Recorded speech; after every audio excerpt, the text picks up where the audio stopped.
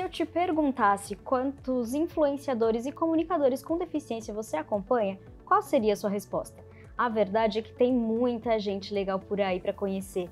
E não é por ter uma deficiência que essa galera só se limita a poucos assuntos não, viu? Eu já tô aqui a postos para falar da nossa convidada de hoje, que prova que dá sim para fazer conteúdo anticapacitista e também falar de beleza, moda e humor. Bora para o Diversidade de hoje? Bem-vindos!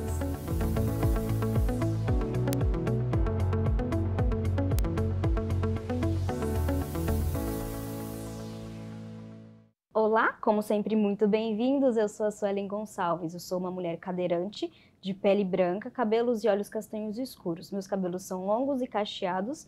Estou usando no programa de hoje uma blusa comprida, de manga comprida, cor vinho, calça azul, jeans e botas pretas com pequeno salto. Do meu lado está o Roberto Rios, como sempre. Olá. Olá.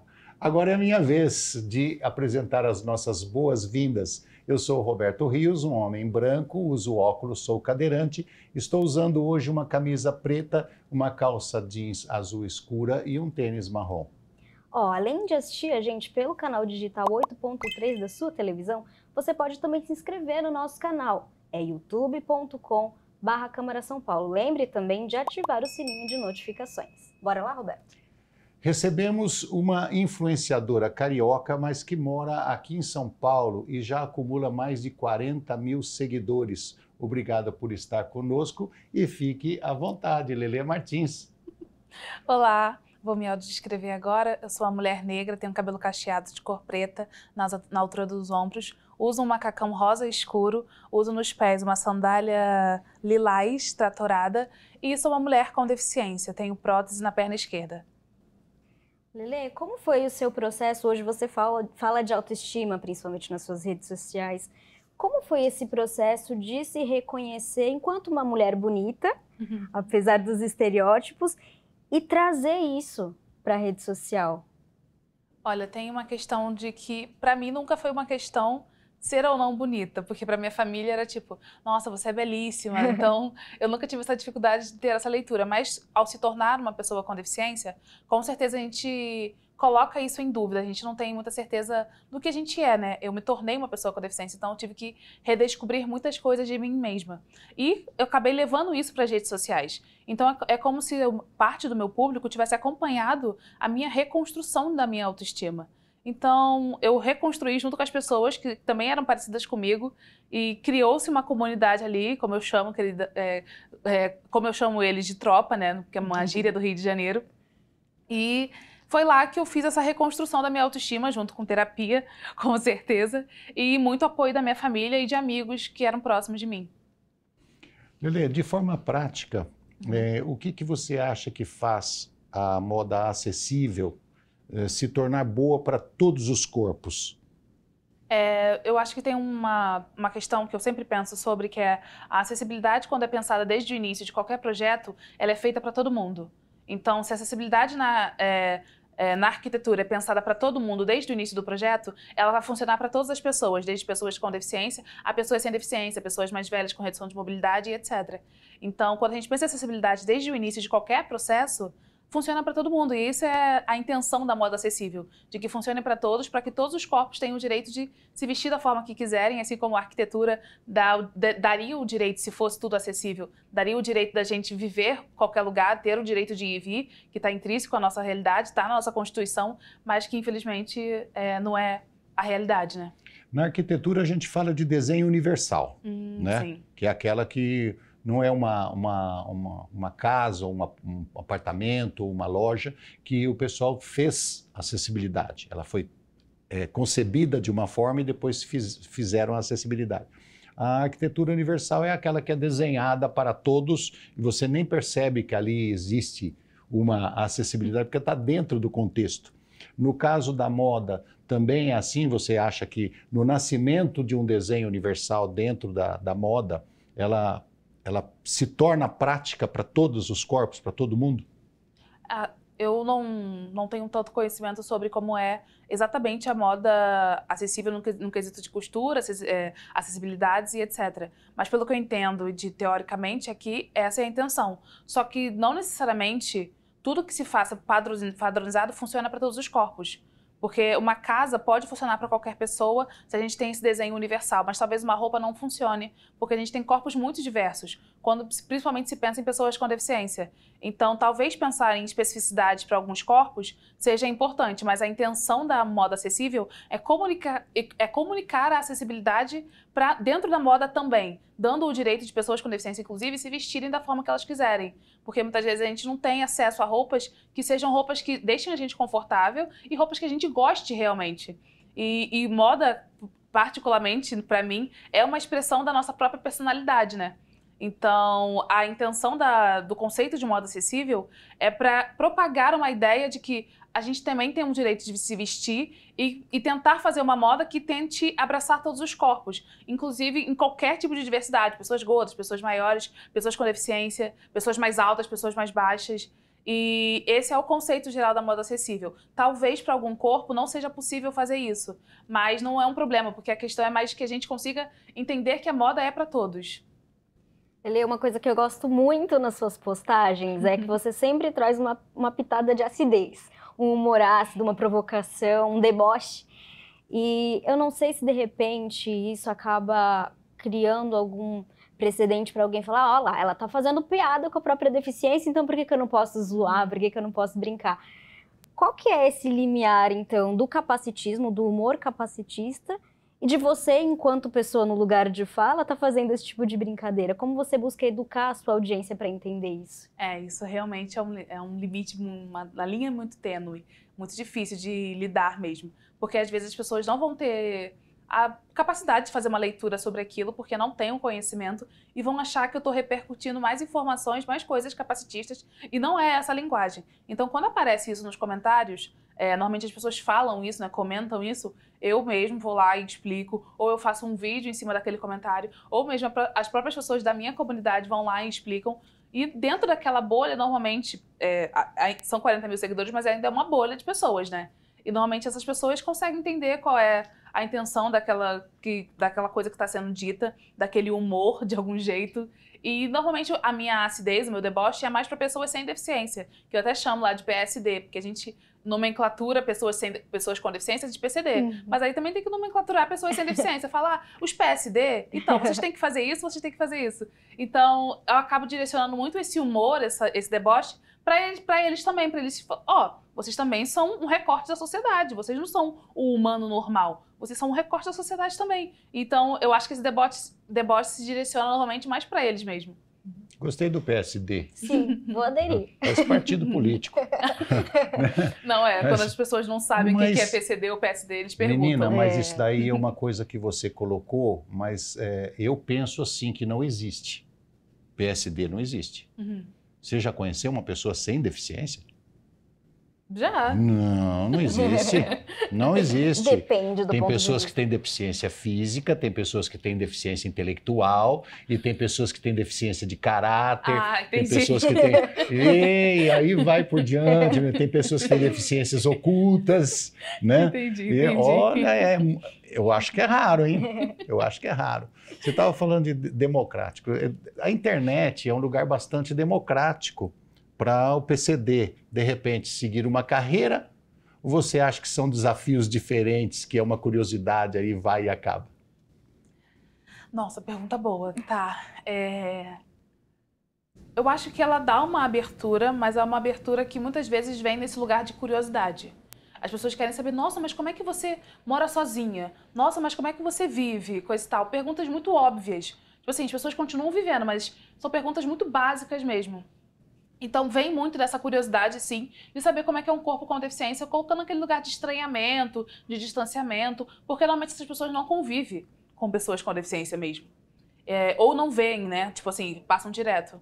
Então, eu acho que as redes sociais dão essa abertura de ter essa curiosidade, mas você conseguir, de alguma forma mais democrática, conseguir manobrar essas pessoas, tipo, olha...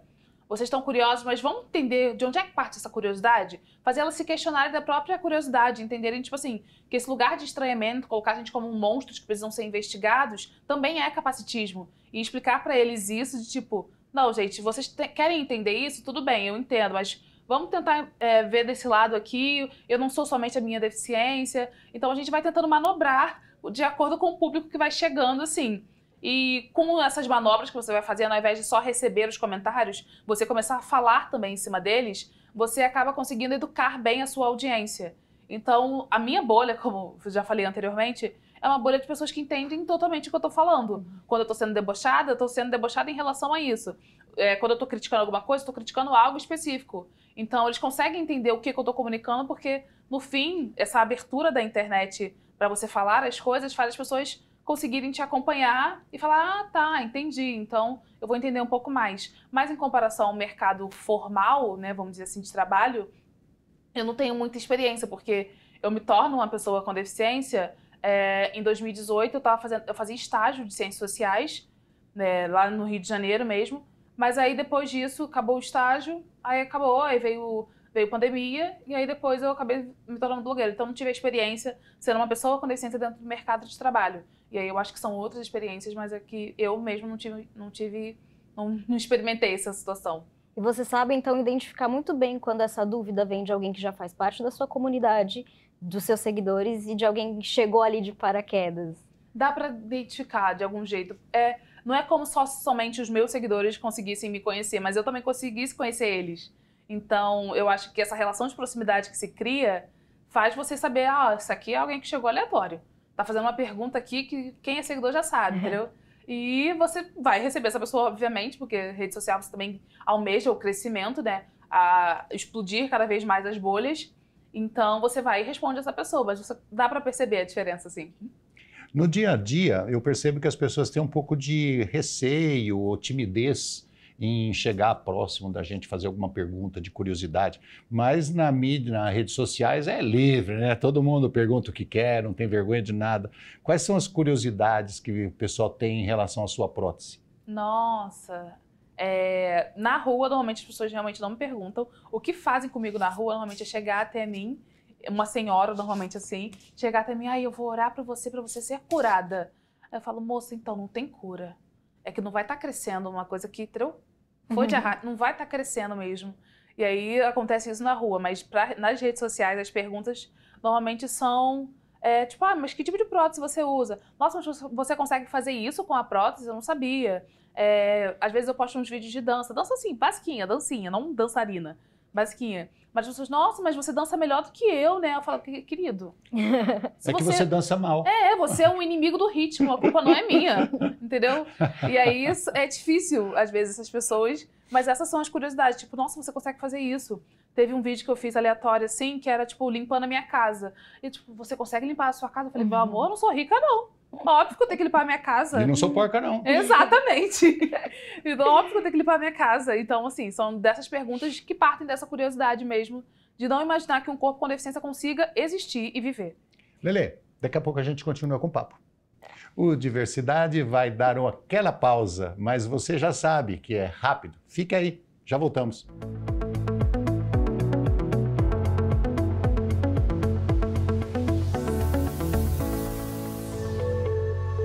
Olá, todos bem? Bom, antes de tudo, vocês estão vendo esse QR Code que está aparecendo aí no canto da tela? Vou pedir para você abrir a câmera do seu celular e apontar para ele. Sabe para quê? Porque esse QR Code vai levar você à nossa playlist e lá você vai ter acesso a todos os outros programas gravados por mim e pela Suelen que contam uma história bonita, conta conhecimento sobre a pessoa com deficiência, informações sobre a melhor qualidade de vida da pessoa com deficiência. Você vai aprender bastante com esses programas. Seja bem-vindo! E como eu tenho certeza que você vai gostar, aproveita para se inscrever no nosso canal, compartilhar o nosso conteúdo e também deixar o seu like. E fazer companhia para nós.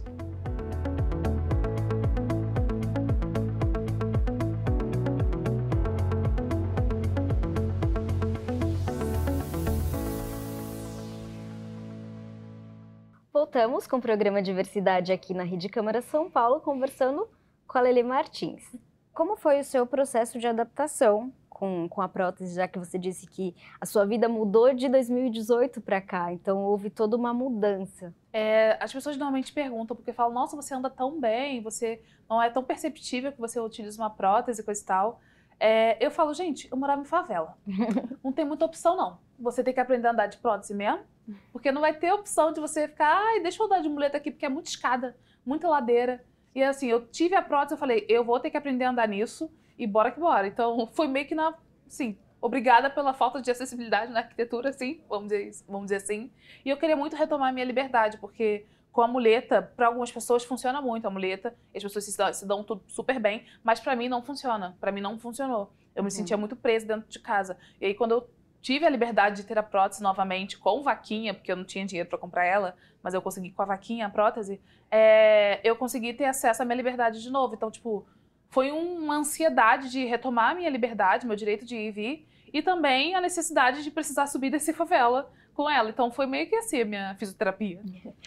E as favelas, de uma maneira geral, elas não têm um planejamento, né? Não, então, sem dúvida. São ruas tortuosas, calçadas com degrau alto, é uma dificuldade enorme, né? Sim. A minha sorte é que a favela que eu morava, né, no caso, no Rio de Janeiro, é o Santa Marta, que é uma favela muito conhecida, turística lá, que foi onde o Michael Jackson foi para gravar o clipe. Então ela é muito conhecida e ela passou por um projeto de ficar mais confortável para a galera da rua, né, não para a galera da favela. Então ela passou por um projeto de dar um nivelamento nas escadas, então as escadas são mais certinhas, tem um corrimão. Ai, que então bom. já ajuda um pouco. Você veio do Rio há pouco tempo, então tem uma lembrança assim quase que atual, né, do Rio. Dá para você fazer um comparativo de acessibilidade da cidade do Rio de Janeiro com a cidade de São Paulo?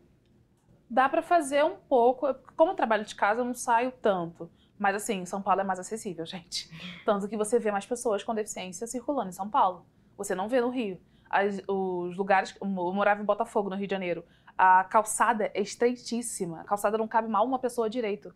E tem lugar da calçada que tem poste inteiro, que tanto você tem que andar de lado. Um cadeirante não passa ali.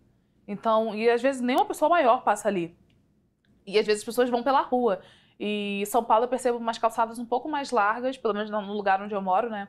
Eu moro aqui no Higienópolis, então as calçadas são um pouco mais largas, é tudo calçada mesmo, são planas. Mesmo que tenha uma ladeira às vezes do nada, né? A parte da ladeira me pega, porque aqui do nada você tá em Perdizes, você tá subindo ou você tá descendo. Sim. Ali, eu não passo ali de jeito nenhum. Eu falei, gente, não anda aqui, esse lugar não dá pra mim, porque é ladeira demais, já é íngreme demais. Mas no quesito acessibilidade, eu acho que São Paulo dá de 10-0 no Rio. Acho que o Rio é bem ruim. É legal a gente falar sobre isso, porque algumas vezes eu já ouvi pessoas falarem que São Paulo é a capital da acessibilidade, né? E a gente trabalha muito sobre isso. É uma cidade enorme, a maior cidade da América do Sul, e tem dificuldades também. Mas o trabalho intenso que está sendo feito em São Paulo, eu acho que está sendo um pouco mais reconhecido. Agradeço você ter feito esse comparativo. Nós, enquanto pessoas que vivenciamos, né, a deficiência, a gente costuma dizer que não basta a pessoa não ser capacitista, ela precisa ser anticapacitista. Você consegue posicionar essa diferença para nós do que é não ser capacitista e ser anticapacitista? E como educar a sociedade para isso? É uma luta a parte da educação para a sociedade. Mas eu acho que um bom comparativo para a gente entender o que é não ser capacitista e ser anticapacitista é se perceber nas situações que vão acontecer no seu dia a dia. Se você é uma pessoa que não é capacitista, você não vai olhar para uma pessoa com deficiência e vai rir dela andando, por exemplo, porque ela manca de alguma forma e etc. É o corpo dela, é a forma que o corpo dela performa. Mas aí se você for um anticapacitista, você vai ver alguém rindo daquela pessoa e vai agir contra isso de alguma forma. Seja educando, seja... Eu ia falar meter uma porrada, mas eu acho que não é muito bom, não. É bom estar evitando isso aí. Mas assim, educando a pessoa, falando diretamente, ou tentando de alguma forma proteger essa pessoa com deficiência que está sendo alvo de algum tipo de ataque.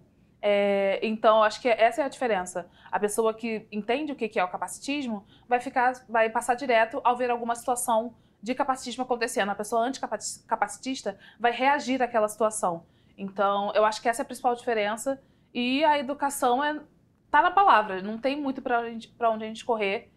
A gente tem que falar sobre isso, a gente tem que comunicar sobre pessoas com deficiência. E isso é uma coisa que eu percebo a partir de agora, depois de 2018. Mas antes é um assunto que eu nunca passei na minha vida. E olha que eu já fui professora assistente, assim, né, de crianças com deficiência na rede pública, mas eu não tinha nenhum conhecimento sobre pessoas com deficiência. Absolutamente nenhum. E eu fazia uma faculdade que era uma faculdade pensada para pensar a sociedade, né, ciências sociais, que é pensar a sociedade, as estruturas, que é derrubar as estruturas, mas nunca se falou sobre pessoas com deficiência dentro da faculdade. Então, eu percebia que eu não tinha conhecimento nenhum. Então, a minha intenção, falando nas redes sociais, é trazer esse conhecimento com o qual eu não tive acesso lá atrás, com uma linguagem que seja fácil das pessoas entenderem. Porque também acesso ao artigo, coisa e tal, é muito burocrático, muito difícil de entender, muito rebuscado. Eu acho que tem que entender da forma que o povão fala mesmo, para ficar uma linguagem acessível para todo mundo, sabe? Uhum. E você, além de ser uma pessoa com deficiência, você é mulher e uma mulher preta. O apagamento é ainda mais agressivo nesse caso, o capacitismo vem, a falta de acesso? É uma coisa que eu, inclusive, repito muito nas minhas redes sociais. A maior parte da população com deficiência do Brasil é a população negra, né? E essa população está nas periferias, está na favela, que não tem acessibilidade nenhuma, obviamente, porque aquele espaço nem deveria existir pelo Estado, né? E aí, quando eu falo sobre isso, as pessoas ficam tipo, como assim?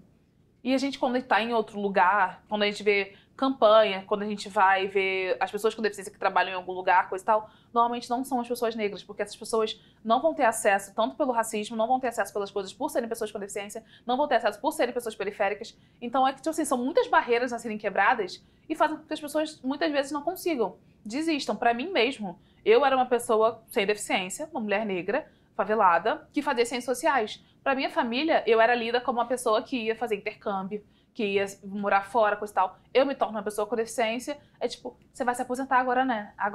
Você vai cuidar da sua mãe, você vai ficar em casa. E tipo, não era a... Vai receber o BPC? E acabou. E tinha acabado a minha vida ali, entendeu? Tipo, não tinha pra além disso. A minha vida tinha terminado ali, na configuração do que as pessoas tinham entendido sobre mim.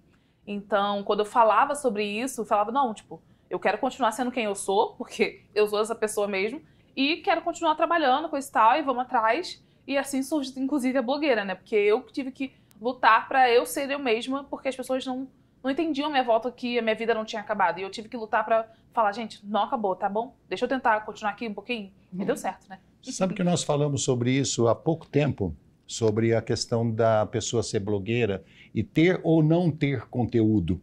Tem muitos blogueiros que não têm conteúdo nenhum e tem 1 milhão de pessoas seguindo, né? Só falam bobagens e ainda bobagens erradas, ainda por cima, né? E tem 1 milhão de pessoas seguindo. Então, você precisa de conteúdo. Aí eu falo para você o seguinte, quantos muros você teve que quebrar para ser blogueira? Ou seja, o preconceito de preto, preconceito de pobre, preconceito de deficiência. Quantos muros você teve que quebrar? Ai, são alguns muros que foram ter que ser escalados, assim, na mão, para conseguir passar para outra fase da minha vida, vamos dizer assim. E a minha sorte disso tudo, de conseguir ter quebrado esses muros, é que no fim a minha família conseguiu me apoiar e entender o que eu estava fazendo. E não entender, né? Mas para eles é tipo, pelo menos ela tá gravando um vídeo, não tá depressiva dentro do quarto, entendeu? Então vai gravando um vídeo aí, coisa e tal. Mas muito desse processo de quebrar esses muros foi muito sozinho, foi muito solitário. Porque as pessoas não tinham informação para poder me ajudar. É tipo, não é como se minha família não quisesse me ajudar, mas é que eles não tinham informação. Eles não sabiam como me ajudar. A única coisa que eles sabiam é tipo, você é uma heroína, você é um exemplo de superação, porque são as coisas que se repercutem na sociedade que chegam até eles. E eles não têm acesso à informação. Se as pessoas do asfalto, as pessoas das universidades que têm acesso à informação não sabem sobre isso, eles muito menos iam chegar essa informação até eles. Então, desse processo de quebrar muros, eu acho que muitas coisas aconteceram sozinhas, solitárias, assim, mas no que pôde, a minha família me ajudou a quebrar alguns deles e foi muito imprescindível a presença deles, né? Ô, Sueli, você acredita que ela pode ter depressão? Eu acho que não. Não. Se não, a sua família estava toda errada. Totalmente. Não tem perigo, não. Não tem perigo, não. Batalhadora do jeito que é. Aí, projetos. Aqueles projetos que você sonhava e ainda não conseguiu, certo? Vai continuar lutando por eles? Qual é a sua pretensão de futuro? Agora foi profundo, né? Eu tenho muita vontade de ser atriz, então hoje em dia eu estudo atuação, aqui em São Paulo mesmo, inclusive por isso que eu continuei em São Paulo, porque às vezes me dá um bugzinho, eu falo, eu quero voltar pro Rio. Mas aí eu agora vou ficar mais 3 anos em São Paulo porque eu estou estudando atuação aqui. Para além disso, eu queria fazer algum projeto de educação com crianças da favela, que é uma coisa que eu tenho interesse, né? E fazer algum projeto também com crianças com deficiência, crianças e adolescentes com deficiência. Mas aí teria que ter outros profissionais para eu entender como poderia fazer isso, porque eu sozinha não conseguiria. Mas são os meus projetos futuros, assim, são as minhas intenções pro trabalho que está sendo construído agora. Tipo, a blogueira não tem a intenção de ser somente uma blogueira e falar, olha a minha maquiagem do dia. Eu tenho a intenção de que o meu trabalho seja mais profundo, entendeu? E que não seja resumido somente a quantidade de seguidores que se tem, porque eu acho que a gente tem que tentar construir algo além disso. A minha intenção é construir de alguma forma um legado, sabe? Com bastante aspas, sem fazer aquela pomposa toda para isso. Mas construir algo que ajude pessoas, sabe? Da mesma forma que a prótese gratuita que tinha perto de casa fez diferença para mim, porque eu comecei a fazer fisioterapia, comecei a sair de casa, tive acesso à terapia, por exemplo. Então, são projetos que fizeram diferença para mim e que eu quero um dia poder retribuir novamente para a sociedade, entendeu?